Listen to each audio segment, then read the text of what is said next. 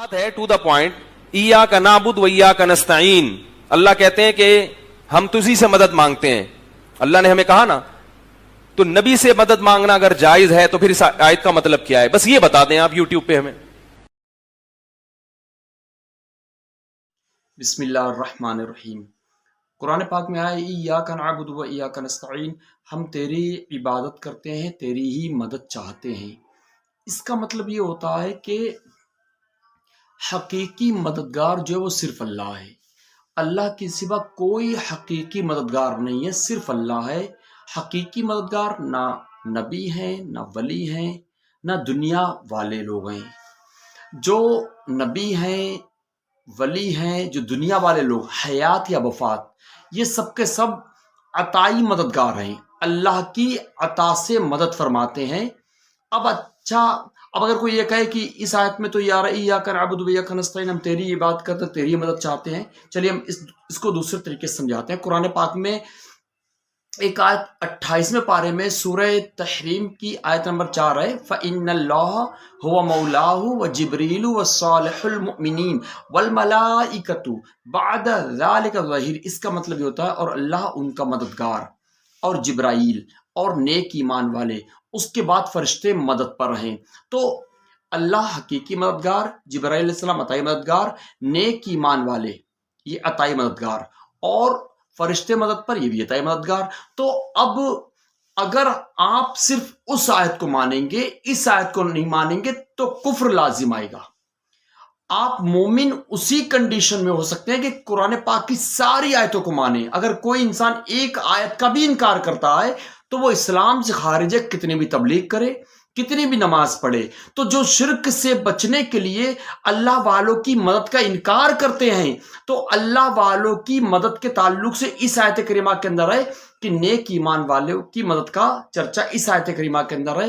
تو اب یہ بتائیے، ہمارا ایمان اس آیت پر بھی ہے، ایاک نعبد و ایاک نستعین، ہم تیری عبادت کرتے ہیں، تیری مدد چاہتے ہیں، یعنی کہ حقیقی مددگار صرف اللہ ہے، کوئی نہیں۔ اور اس آیت پر بھی ہے، اس میں ہمارا یقین ایمان یہ ہے کہ اللہ کی عطا سے اللہ والے بھی مدد فرماتے ہیں۔ تو اب جو لوگ صرف اس آیت پر نگاہ رکھے ہوئے ہیں، اس آیت کو نہیں دیکھ رہے ہیں، اس آیت کو پڑھنے سے، چھونے سے اپنے آپ کو بچائے ہوئے ہیں، تو وہ یہ بتائیں کہ وہ ان کا انجام کیا ہوگا آخرت میں۔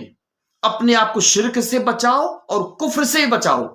اچھا، ایک بات ہم دوسری یہ بتائیں، قرآن پاک میں پہلے پارے میں سورہ بقرہ میں آیت نمبر 85 کا ایک جز آیت کا وہ بتاتے ہیں۔ اللہ پاک فرماتا ہے، تو کیا قرآن پاک کی کچھ آیتیں مانتے ہو، کچھ آیتوں کا انکار کرتے ہو؟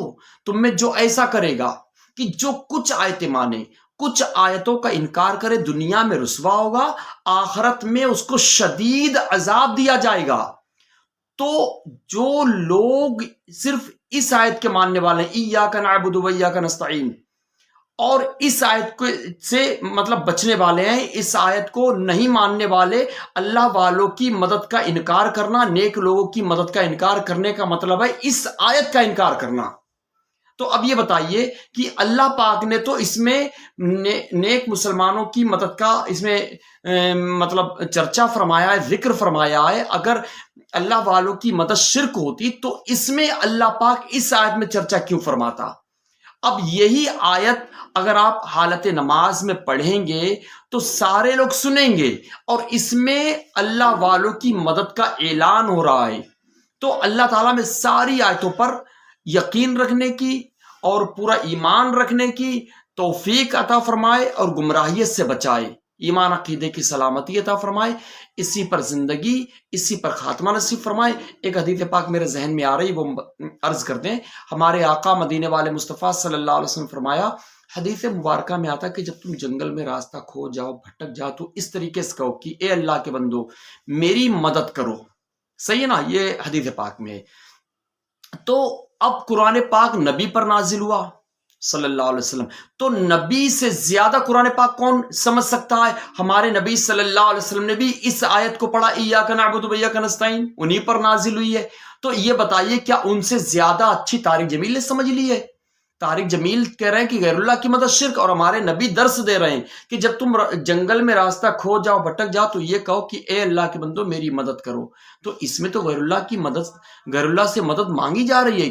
تو ہم آپ کے دشمن نہیں ہیں، ہمیں آپ دشمن مت سمجھیے، ہم آپ کے اپنے ہیں. بس ہم یہ کہنا چاہتے ہیں آپ سے کہ آپ قرآن پاک کی اس آیت کے اوپر بھی غور کریے، اس کو بھی مانیے. یہ مت کریے کہ اس ایک آیت کو مانے اس آیت کو نہیں مانے. تو اس میں آپ تو مطلب سوچ آپ کی تو بگڑ ہی رہی ہے، اور آپ کی جو بات کوئی دوسرا سنے گا تو ہو سکتا ہے دوسرے کی بھی سوچ بگڑ جائے. ہر ایک کو تو اتنی جانکاری نہیں ہوتی ہے. اللہ تعالیٰ عمل کی توفیق عطا فرمائے.